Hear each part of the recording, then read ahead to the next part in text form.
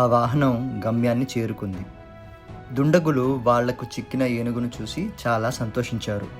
ఈ ఏనుగు ఆ గుంతలో ఎన్ని రోజుల నుంచి ఉందో అర్థం కాలేదు.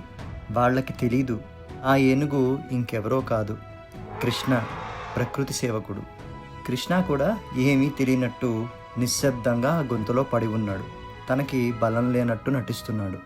కాల ఇదంతా ఒక దూరంగా ఉన్న చెట్టు కొమ్మ నుంచి చూస్తోంది. కృష్ణ ఏనుగులా మారి ఇప్పటికీ ఒక 20 నుండి 25 నిమిషాలు కావస్తోంది. సరిగ్గా అప్పుడే కృష్ణ మదిలో ఓ ఆలోచన తట్టింది. నువ్వు జై ప్రకృతి మాత అన్న మంత్రం జపించిన వెంటనే ఏ జంతువులా కావాలంటే ఆ జంతువులా మారిపోతావు. ఆ రూపంలో నువ్వు ఒక 30 నిమిషాల పాటు ఉండవచ్చు. లేదా జై ప్రకృతి మాత అనగానే నీ యథారూపం మళ్ళీ నీకు తిరిగి వచ్చేస్తుంది. కృష్ణకు అర్థమైంది, తను వేగంగా స్పందించకపోతే వాళ్ళు వేసుకున్న ఉపాయం పనిచేయదని. కృష్ణ తన ఎడమ పక్కకు ఒరిగిపోయి స్పృహ లేకుండా పడిపోయినట్టు నటించాడు. తనేదో ఇక్కడ ఆహారం లేకుండా రోజుల తరబడి పడి ఉన్నట్టు. ఆ దుండగుల్లో ఒకడు ఏనుగు పడిపోవడం చూసి గట్టిగా అరిచాడు.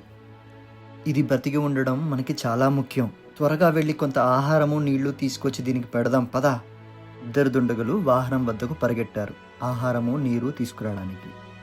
కాల చాలా కంగారు పడుతోంది. ఆ దుండగులిద్దరికీ వీడొక శక్తులున్న చిన్న పిల్లవాడు అని తెలిస్తే ఏమవుతుందోనని. సరిగ్గా అప్పుడే కృష్ణ 30 నిమిషాల వ్యవధి గడిచిపోయింది. తను తన యథారూపానికి చేరుకున్నాడు. దుండగులు ఆహారంతో వస్తున్నారు. కాల ఏమవుతుందో తెలియక గుబులుగా దాక్కుని చూస్తుంది. ఒక్కసారిగా కృష్ణ మంత్రం జపించాడు, జై ప్రకృతి. అంతే, తను మళ్ళీ ఒక పెద్ద ఏనుగుగా మారిపోయాడు. స్పృహ లేనట్టు కింద పడిపోయి ఉన్నాడు. కొమ్మచాటు నుంచి తొంగి చూస్తున్న కాల మనసు కుదుట పడింది. ఈ ఆహారం తిను అని ఏనుగు దగ్గర ఆహారం పెట్టి తాడులతో కట్టడం మొదలుపెట్టారు. ఇంకొకడు అనుమానంగా ఇలా అడిగాడు, ఇందాక ఈ ఏనుగు ఎడమవైపు స్పృహ తప్పి పడిపోయి ఉన్నది, ఇప్పుడు కుడివైపు ఉన్నదేంటి? ఈ అనుమానాలతో నా సమయం వృధా చేయకు, మారు మాట్లాడకుండా వచ్చి దీన్ని కట్టడానికి నాకు సాయం చేయి అని తీసిపారేశాడు. ఎలాగైతేనేం ఆ ఏనుగుని తాళ్లతో కట్టి ఆ వాహనం పైకి జాగ్రత్తగా ఎక్కించారు. కృష్ణ ఇంకా నీరసంగానే నటిస్తూ ఆ వాహనం మీద ఉంచి తీసుకెళ్లేంత వరకు కళ్ళు మూసుకుని ఉన్నాడు. కాల ఆ బండి వెంట వాళ్ళని అనుసరించింది. కొంతసేపటి తర్వాత వాహనం ఆగింది.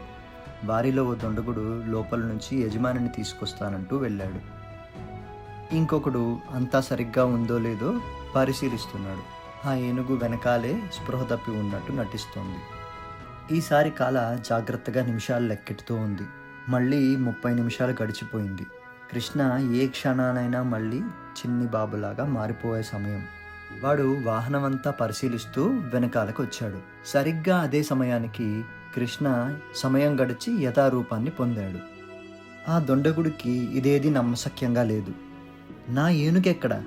ఈ పిల్లవాడెవరు అని అయోమయంలో ఉన్నాడు. కాల అతివేగంగా సాయం చేయడానికి వచ్చింది. దాని పొదునైన ముక్కుతో వాణ్ణి పొడిచింది. వాడిపైకి యుద్ధానికి వెళ్ళింది. ఆ దొండగుడు చేత్తో ఆ కాకిని తరిమేశాడు. విషయం అర్థమైన కృష్ణ ఇంకా ఏమాత్రం ఆలస్యం చేయకుండా మళ్ళీ మంత్రం జపించాడు, జై ప్రకృతి మా. ఆ దుండగుడు వెంటనే అక్కడ ఉన్న సిబ్బందిని అప్రమత్తం చేయబోయాడు. ఇంతలోనే ఏనుగు రూపంలో ఉన్న కృష్ణ తన తొండం పైకెత్తాడు. తను మామూలు ఏనుగు కాదు. ప్రకృతి మాత వరం వల్ల తను ఏ రూపమైనా ధరించినా తనకి 100 ఏనుగుల బలం లభిస్తుంది.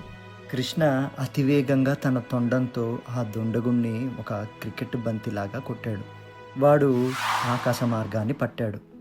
ఇదంతా చూస్తున్న కాల క్రికెట్ ఆట చూస్తున్నట్టు గట్టిగా అరుపులు అరుస్తూ సిక్సర్ కొట్టినట్టు ఆనందపడింది. వాడు అంతరిక్షానికి చేరుకొని ఉంటాడు కృష్ణ అంది. కృష్ణ మళ్ళీ బలం లేని ఏనుగులాగా ఆ వాహనంలో కూర్చున్నాడు. ఇంతలో తన యజమానిని వెంట పెట్టుకుని చేరుకున్నాడు దుండగుడు. వీడేడి ఒక్క పని తిన్నగా చేయడు. ఏనుగును సిద్ధం చేయమంటే వీడెటుపోయాడు? ఈ ఏనుగు చాలా బాగుంది అన్నాడు యజమాని. దీని దంతాలు మనకి చాలా డబ్బులు తెచ్చిపెడతాయి. ఈ రాత్రంతా దీన్ని జాగ్రత్తగా ఉంచండి. ఈరోజే ఆఖరి రోజు. అన్ని జంతువులు రేపు మధ్యాహ్నానికల్లా వాహనాల్లో రేవుకు చేరుకోవాలి. ఈ ప్రదేశాన్ని మరో 24 గంటలు సురక్షితంగా ఉంచు. మీ అందరికీ ఊహించలేనంత డబ్బు ఇస్తాను అన్నాడు యజమాని. ఏనుగుని జాగ్రత్తగా సురక్షితమైన ప్రదేశానికి తరలించారు. కృష్ణ అక్కడ బంధించి ఉన్న చాలా జంతువులను చూశాడు. మకర వాళ్ళ కుటుంబం, బాబర్ వాళ్ళ పెద్దన్నయ్య, ఇంకా మరెన్నో జంతువులు. అవి వాటి దంతాల కోసం, చర్మాల కోసం, ఎముకల కోసం బంధించబడ్డాయి. ఇదంతా చూసి కృష్ణకి ఎంతో బాధ కలిగింది. కొమ్మపై నుంచి చూస్తున్న కాల కూడా కంటతడి పెట్టుకుంది. కృష్ణ సరైన సమయం కోసం ఎదురు చూశాడు. కాలా అని కాలాను తన వద్దకు పిలిచాడు. నువ్వు వెంటనే ధీమంత్ వద్దకు వెళ్ళి ఇక్కడ అంతా మన ఉపాయం ప్రకారమే జరుగుతోంది అని చెప్పు. మరో ముఖ్యమైన విషయం కాలా, బలు, గంధక ఇలా అన్ని బలమైన జంతువులు రేపు తెల్లవారుజామునే ఇక్కడకు చేరుకోవాలి. బయట నా సూచన కోసం వేచి ఉండాలి. నీ ధీమంత్కు నా మాటగా చెప్పు. కాలా వెంటనే తన స్నేహితుడు ఇచ్చిన సమాచారాన్ని ధీమంత్కు చేర్చడానికి అడవి వైపు ఎగిరింది.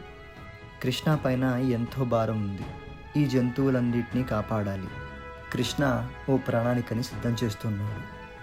జై ప్రకృతి మా.